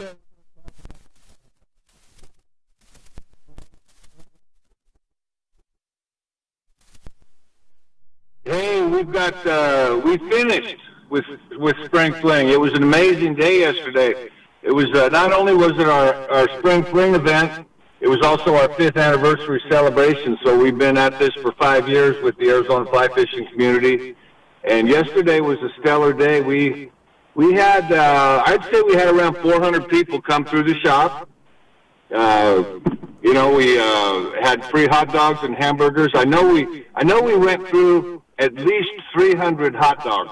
Wow. So the ladies from Casting for Recovery had a grill set up. They do a fantastic job there in taking care of everybody. We've got raffle baskets going on. Our vendors have been incredibly supportive of how we run these events. And so we sold, I think we were close to just over 6,000 in raffle ticket sales. So, it was a good day, fantastic day. A lot of people came out, had fun. I will tell you, usually it goes on till 3, 4 o'clock. By about 2 o'clock yesterday, everybody'd had enough. This heat wave is having a little bit of an impact. Yeah. We only have 2 seasons: little summer, big summer. Big summer's, trying to stick his finger in the pie. I want you to say hi to. We've been talking about Chris Rich during the break, and the question is, did you get caught trying to smuggle Cuban cigars out of Cuba? I did not ask that. That's coming from Don. Morning, Chris. Does Cuba, do they have cigars in Cuba? I didn't even know they...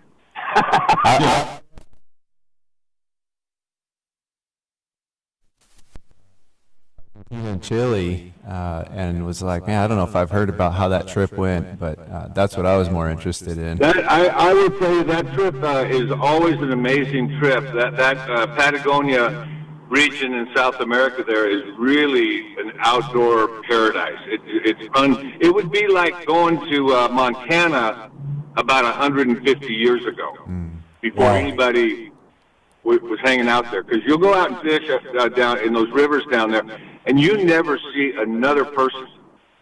And they're full of fish, and we're all having a great time. But there's just, the population is just not down there, and so people, it's a little bit of work to get there. Well, worth it sounds like, yeah, for sure. Yeah, I was looking forward to seeing you at the Commission Awards banquet, but then it sounded like you had a good excuse, so totally made sense. Yeah, in Cuba, we're going to be in Cuba in 1 month from right now. I'll be in Cuba, and that's going to be an interesting trip. I've been watching the developments happen down there, and oh, brother. Yeah, no, it's going to be. But what I'm being told is, where they take us. I mean, of course, we're down there on a humanitarian mission. We're down there trying to help out by getting a fish count and keeping track of the health of the marine sanctuary of Cuba. That's what our job is down there. We're not down there to, screw around and fish. But where they take us is in the tourist corridor of Cuba. And they said that corridor is entirely insulated from anything else going on in Cuba. Because that's really the only source of revenue that Cuba has. That's their significant source of revenue is tourism. And so, they've kind of got their own supply sources for fuel and for food, and the stuff that's gone on doesn't seem to have impacted. At least that's what they're telling us. I'll tell you when I get home. Yes, like you said, it's going to be interesting. There's an awful lot of movement, stuff coming down the pike that I don't want to talk about on the air. But yeah, you're right. I tell you, the outfitter did make the comment is that these trips, the way we've been doing them down there, will probably not be happening 2 years from now. That's crazy. Yeah, meaning to me, I think that means 2 years from now it's going to be Key West 2.0. Yeah. Okay. Yeah, probably so. Look like. So this is a naive question. Is it freshwater or saltwater that's there? Because I've never heard anything about the inland aquatics in Cuba. There is actually a pretty good bass fishing activities that go on there. I don't do that. We're on the saltwater. We're fishing the flats, bonefish, permit, tarpon, snook, barracuda, snapper. Those type of fish. We're going to get on real shallow waters, and it's kind of a hunt that we're doing. But I do know that I think that they do some bass fishing stuff down there. I've had a few guys that I know have talked about that. Yeah, but from what I understand, not having been there, the bass fishing is pretty limited down there. But you guys are on the more popular side. It probably is. Yeah, let me. And then I'll tell you the other thing they have down there is they do hunt down there. Really? Which is kind of crazy because you think, how do they have guns? Oh, they do hunt. They do hunt down there. So, but anyhow, you were going to say something, Don? Well, yeah. April 7th, you've got an entomology class coming up. What are you guys going to cover? We've got an awful lot of stuff hatching and blowing up that we haven't had. You know what? Our entomology course is a very popular course. We've got the young guy that teaches that. He actually works for Game and Fish in their R3 department. He runs our fly tying room, and he has a degree in entomology. Real smart kid. He actually started out in school pre-med, and then he, in one of his classes, took an entomology course and was like, man, I can't stand pre-med, but I really like this entomology because it's going to help me with my fly fishing. So he went and got a degree in it. And so, he does a really good job and really focused in on Arizona entomology. This is what you should be looking for. And he actually has some samples of bugs in little test tubes and the nymphs and whatnot, the different stages of life, and shows the flies that, you use to imitate those and, how they move in the water. Pretty good course. Pretty good course. Yeah, that sounds like the guy we had in here last week that had snakes. You know, we had to check his pockets and his briefcase to make sure he didn't bring any snakes into the studio. I'm serious. Yeah. Yeah, I tell you what, the snakes have got to be happy this year. They're out and about early. Oh, baby, yeah, they are. Okay, so what's happening on the Salt River? We'll be talking to Commissioner Guggenauer about the stocking program that's going on. Yeah, the stocking program, they're stocking the Salt River right now weekly. That usually goes on through the month of June. The water flows on Monday, tomorrow, are going up at the Salt River, so they're going to start working their way back up to summer flows. It's still very, very fishable. People are going out there all summer long and catching trout at the Salt River. Now, keep in mind, once they raise that water flow, you're going to have a lot of paddleboarders, kayakers, tubers coming down that river. And so it makes it tough to fish. So what we do is we'll then start to fish early in the morning or late in the evening. Yes, There's sir. not so many tubers. And so still some really good opportunities. But the other thing to keep in mind is all the rim creeks, Sedona, Oak Creek, all the creeks are being stocked pretty much weekly right now by Game and Fish, and we're getting great reports out of Tonneau Creek, Hagler Creek, East Verde, Oak Creek up there in Sedona. They're all catching a lot of fish. April 1st, coming up right around the corner, they let you go into Silver Creek and catch those brood stock and take them home. So there'll be a lot of people waiting there to do that. And the stuff in the White Mountains is, Big Lake is producing giant fish right now. Becker Lake is doing pretty good right now. Everything's open. So, this is with the heat down here, as you can imagine, the summer, I'm worried about the summer. Oh, yeah, so absolutely. I'd say get out and fish right now. This is the time to get out there.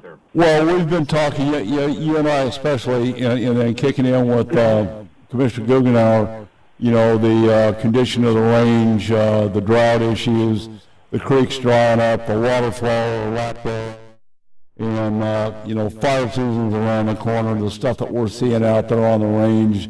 You're seeing it, Clay's seeing it. It's just, we're a couple of weeks away from a tinderbox. Oh, I think that, I just saw something pop up about a fire. I kind of looked at it, didn't look like it was real close to any fisheries that I usually kind of watch for, but I did see there's a fire going somewhere, maybe a couple of them. So, anyhow, that's always the worry. That's always the worry. I'll look here, the Arizona Interagency Wildfire website, wildlandfire.az. Is a good place to check, before you go out on your outing. Okay, we got about a minute to wrap this up. What's on the table for the next couple of weeks at the shop? Well, we've got our classes on the table. So our primer to fly fishing, it's the class the fish don't want you to know about. It takes you from 0 to hero in 2 hours, right there at AZ Fly Shop. That class is going on twice a month. We've got our entomology course. We've got fly tying courses. We've got fly tying meetups. And anytime you walk through the door at AZ Fly Shop, if you want to know whatever you want to know about fly fishing, we're going to stop and give you a class. That's what our specialty is there, really taking care of people and having them set up for success when they get out on the water. Okay, and Clay, the other thing he's not mentioning is as soon as you walk in the door, you're met by a fashion specialist. They'll take you and get you in a matching ensemble. And maybe that's just you. Maybe you're the one that not needs me, a buddy. fashion, Don. We're trying to get Chris Rich in clogs and booty cutters. So, all right, my friend, we got to go. Thank you for all you do. You guys can check them out at 3245 East Cactus Road, just west of the Area 51 Highway. Talk to you next week, buddy. Okay, buddy. Okay. We got to get out of here and come back. We're going to torment Commissioner Guggenauer. I'm not. That's Clay's job. Not doing that. I'm out of here. Nope, we're done.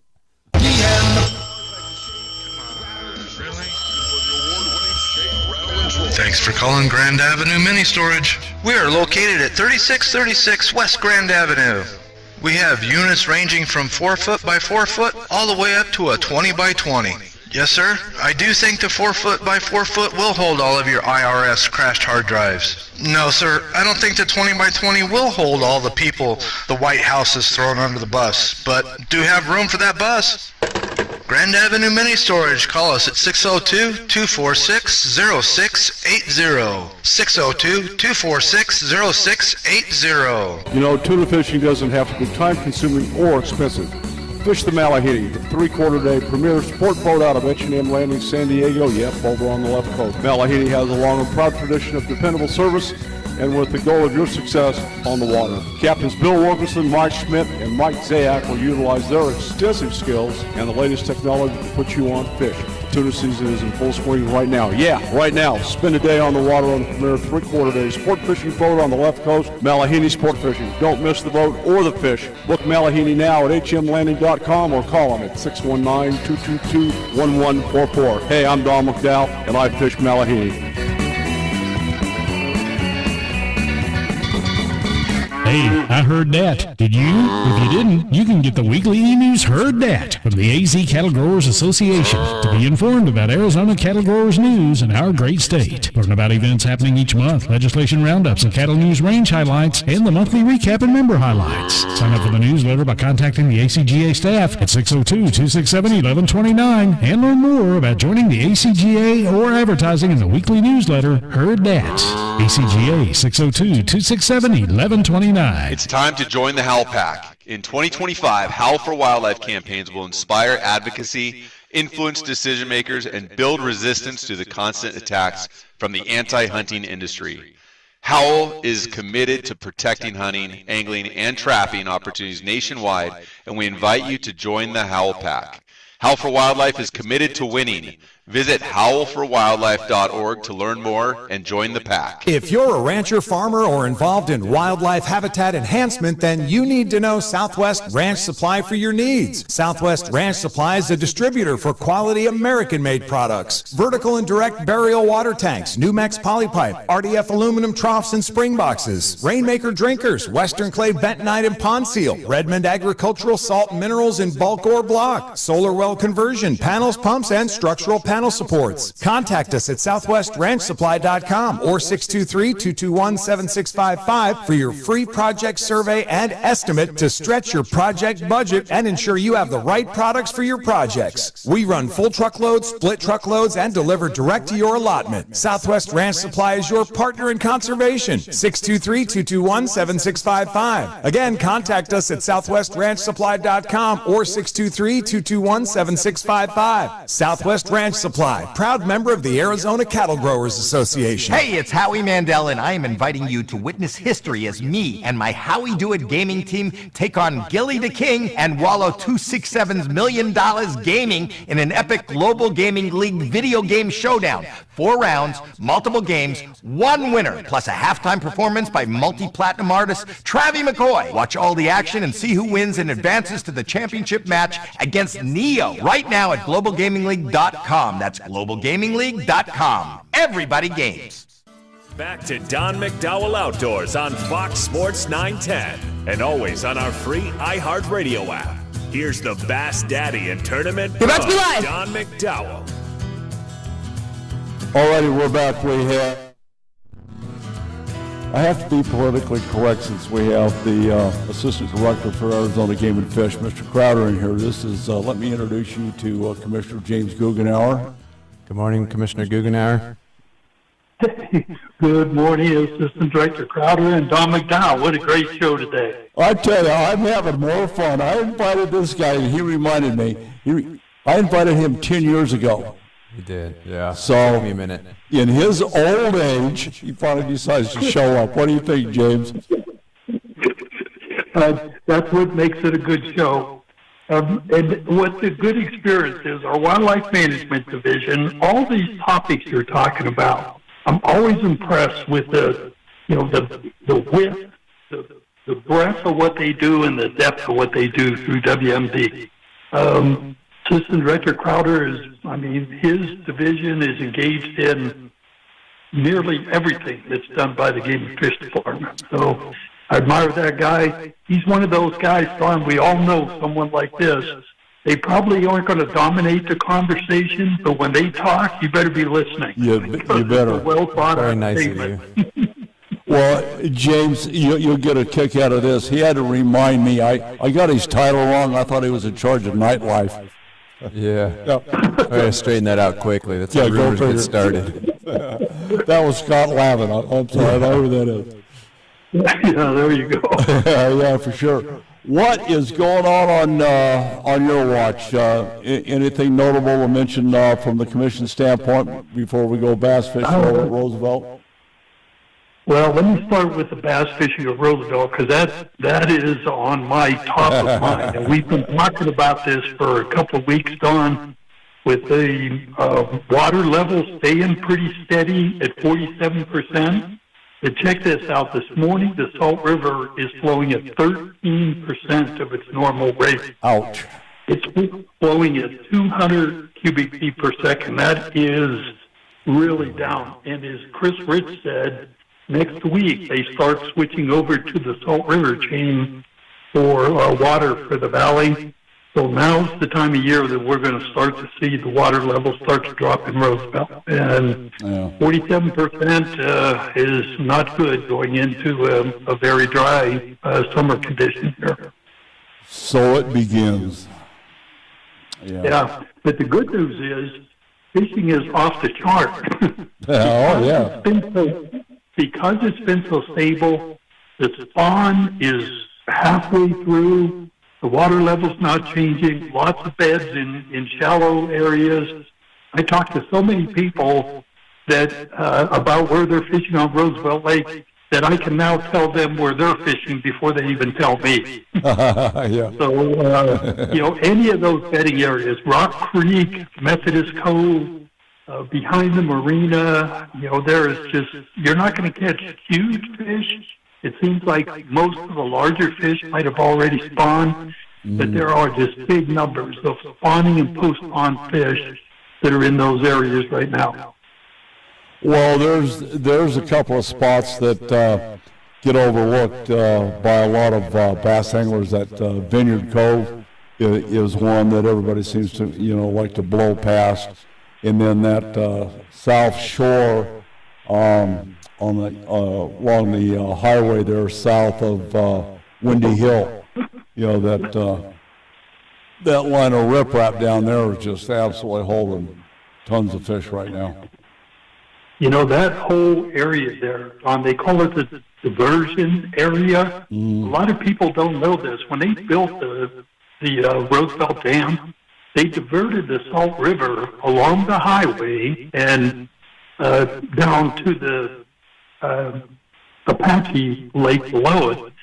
But there are still remnants. There's a big berm right there. And when the water level's high, you can actually get over that thing and fish. I call that the killing fields back there, because it's just like pond water back there. But still today, there are culverts that go through that berm. And if you've got good forward-facing sonar, or where those different areas are, you will always catch a fish right in one of those culverts. And usually a good quality fish. Those are. Those are ambush points, and if you can see it on your sonar, you can drop a robo worm down there, or a jig, or any kind of plastic down that far.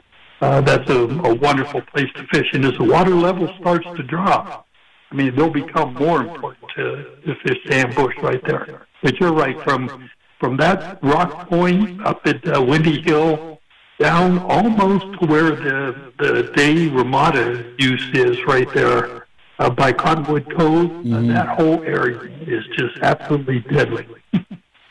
All right, now that we've given all the secrets out. I know. Oh, God, I hate it when we do that.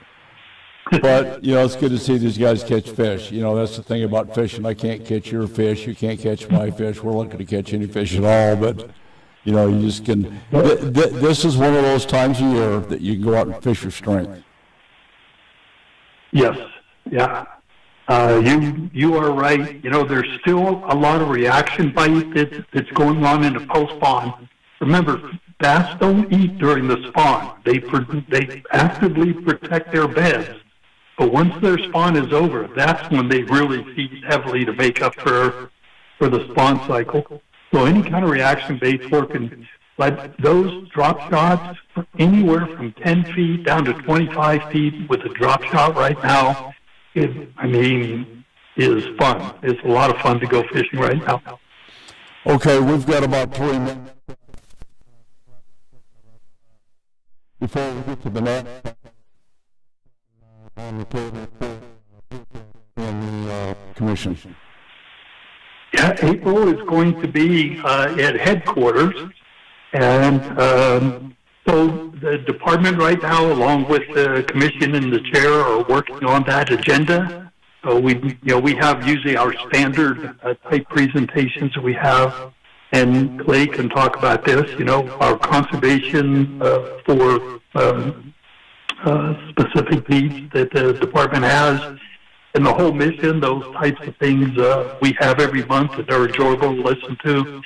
But we ought to have the agenda out in a couple of weeks here, and we can look at some of those details, including the revocations that you guys were talking about earlier. Oh, my gosh. Yeah, that's always a point of interest when you get, if you go to an in-person commission meeting. Watching Gene Elms I'm absolutely amazed at his ability to keep a straight face. Not a good guy to play poker with. No. But, there's 2 guys at the department that actually 3. Gene Elm, Kenny Dinkwall. Is he retired yet? Retired. God love him. Okay. And then Josh Hirsch. You don't want either one of those 3 guys coming for you. No. Ever. That would be true. You know, the commission right now, Don, we are focused on a lot of the legislation that's going on. We've been talking about how many bills, a record number of bills were dropped this year in this legislative session. There's 20 bills, either 19 or 20, I forget, that affect the Game and Fish Department. So we, the commission, have routinely been talking with subcommittees down at the Capitol. I'm going to be down there again on Tuesday talking to the Natural Resource Committee. So it's not ending. There is still a lot of legislation going on, and they have these deadlines where all bills have to be heard in committee by such a date, and that's what drives some of the sessions. You might recall last week we talked about the House of Representatives. One of their committees worked until 5 o'clock in the morning. Just to get through the number of bills they had. Okay. So, James, finish this up and then wish Mr. Crowder the rest of a good day. We'll be right back more with Commissioner Guggenauer.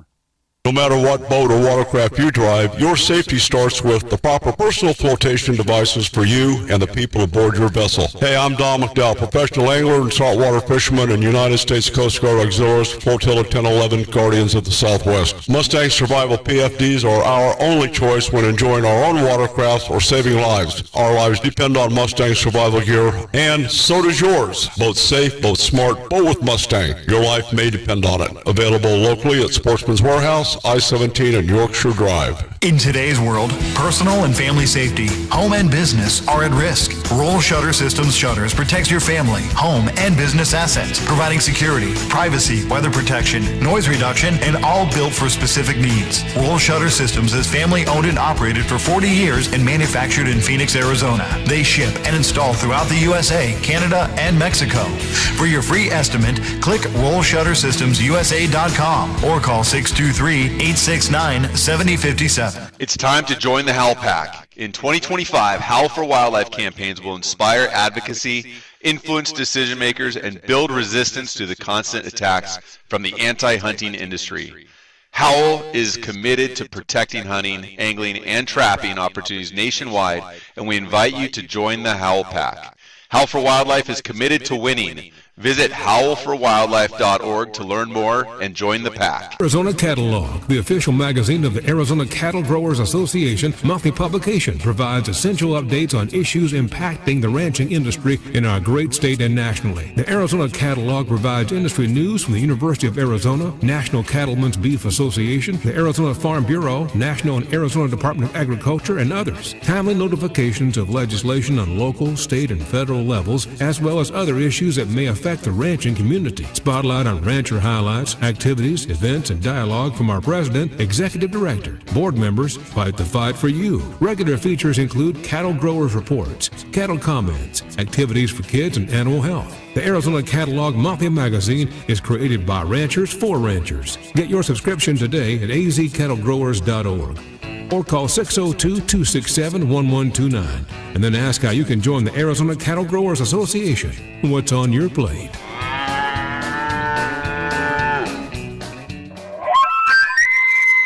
Here is a great way to help Arizona's wildlife conservation efforts. Put an AZ Wildlife Conservation license plate on your car, truck, or RV and show the world you care. When you do, you are contributing to the AZ Wildlife Conservation Fund, which manages grants for habitat improvements and hunter-angler recruitment. Simply go online to servicearizona.com and select the AZ Wildlife Conservation plate for your license plate renewal. Show the world you care. It all comes down to this, folks. Yep, the entire season is on the line. But my throat has officially thrown in the towel. Sounds like you need Vicks VapoCool drops. They're max strength and vaporize sore throat pain.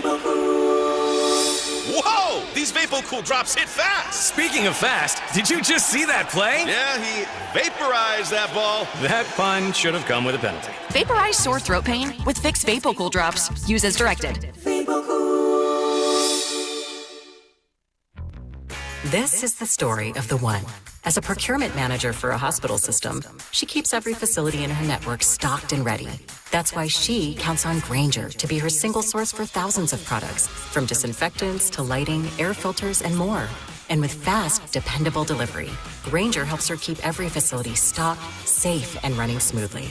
Call 1-800-GRAINGER, click Grainger.com, or just stop by. Grainger, for the ones who get it done. Looking for the best in flag football? iFlag is the Guinness World Record holder, hosting elite flag football tournaments nationwide for boys, girls, high school girls, and adults. Join the movement. Visit iflag.org today. Having trouble sleeping? Visit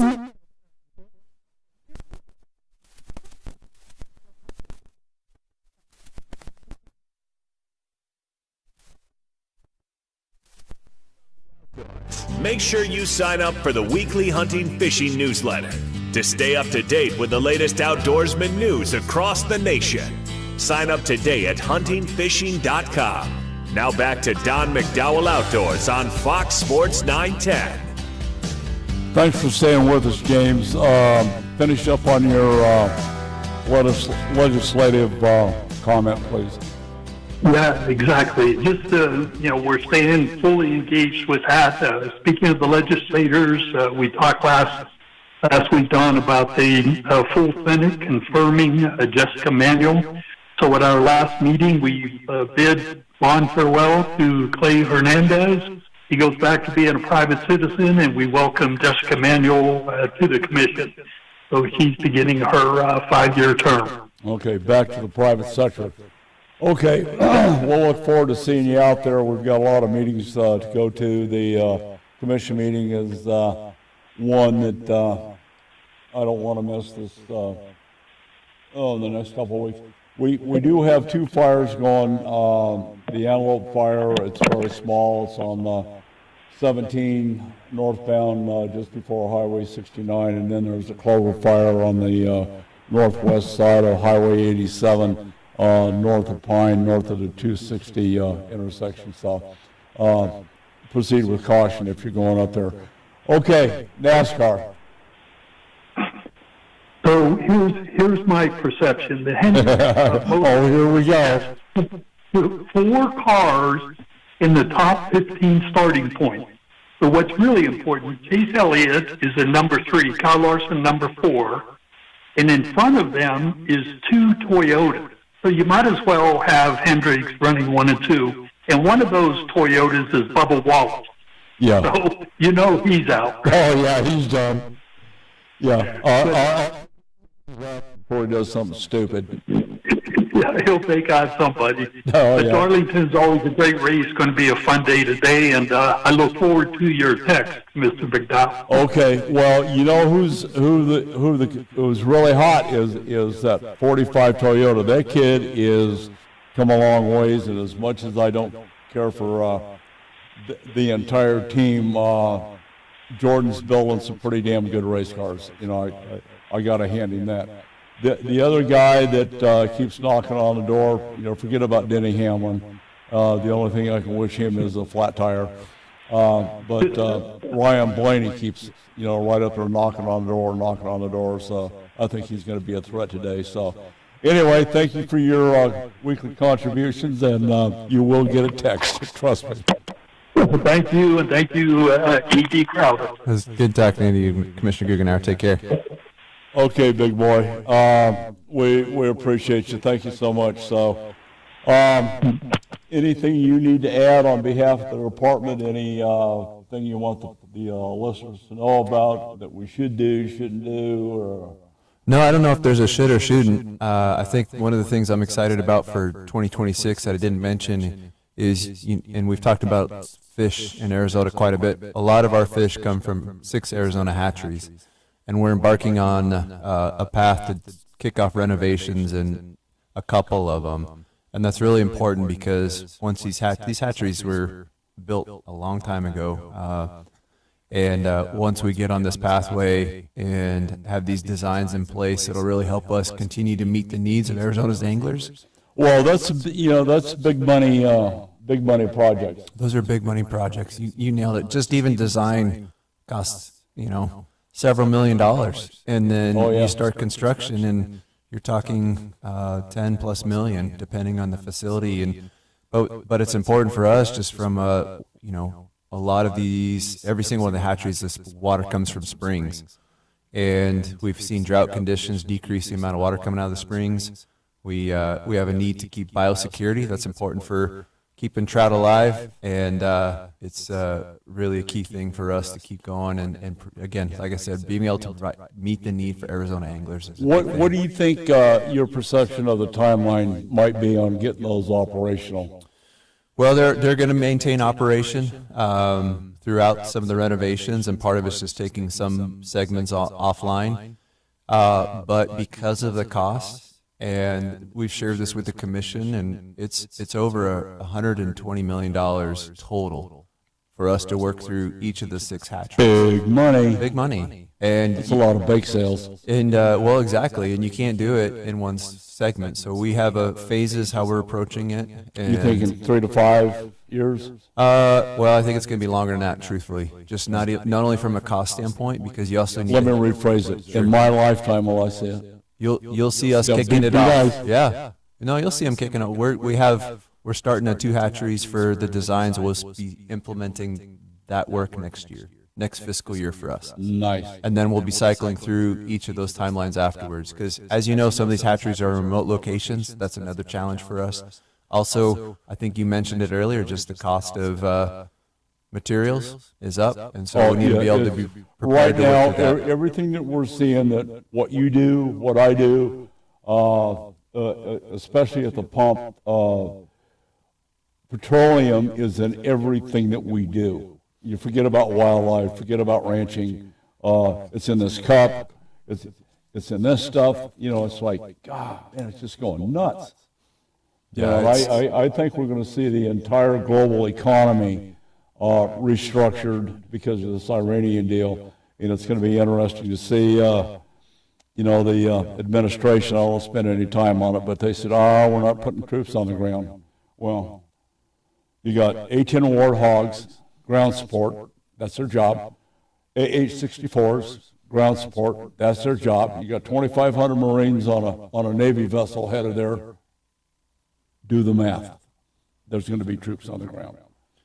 So anyway, I can't add anything there, but I'm excited for what we're doing in Arizona. And the other thing, just briefly, over the last probably 3 weeks, we've done a number of, wildlife management's pretty active, but we've done some turkey translocations. We've done some capture collar things for. Yeah, may I have those GPS points, please? Yeah, not gonna happen. That's come on. But we have a pronghorn collaring just east of I-17, further up north. We had some deer collars going on up in the Kaibab area, and then an elk project outside of Pace and Pine in that area, trying to get a better understanding of some of those. I went to that meeting in Joe Sayer. Yep. They did a great job on the overall explanation, the tracking, the telemetry that you guys employ in your management program. It's wild. It's super informative. It's important to have the community, especially up there, aware of the why, and then what that means for helping us do a better job managing. Because, like it or not, in some of these areas, that elk become a human-wildlife interaction and a conflict for us. Yeah, it's crazy. I happen to know a game commissioner that has an elk in his backyard. I might know the same one, yeah. And the last, I'm not naming names, but it rhymes with Guggenauer. Oh, yeah, you said it, not me. The last one capture we did was just west of the valley here, where it was doing some bighorn, because not only just from Interstate 11 still being proposed and planned, but also some of the solar projects, and having a better understanding of how wildlife move across the landscape and how the wildlife data can help inform projects, particularly for just them being able to continue to move across the landscape. Well, I want to put out one parting shot from me personally. I am amazed at the job that you're doing. Thank you so much. And leadership, you being part of a big part of the leadership team at Arizona Game and Fish Department. And you kind of hinted on it before. It's not just a job. It's an obsession. It's a passion. It's a lifestyle. It's not like getting up and going to work. It's like, yeah, I get to go do this again. And that's kind of where we are on that three-legged stool. So thank you so much. And give Mr. Finley and Bigfoot, Jared, and Josh Hurst, my regards. Really a bunch of good guys. And we saw Brian Wakeling here not too long ago. And 30. He sends his regards. So anyway, thank you for taking time out of your weekend to come down and join us. You're welcome here anytime. We got to get this thing wrapped up with the day, get on with the day. I'm Don McDowell. Follow us on Instagram, like us on Facebook, take your kids fishing, hug your bass boat, and yep, we're out of here. Thanks a lot, Don. Don McDowell, Outdoor Radio.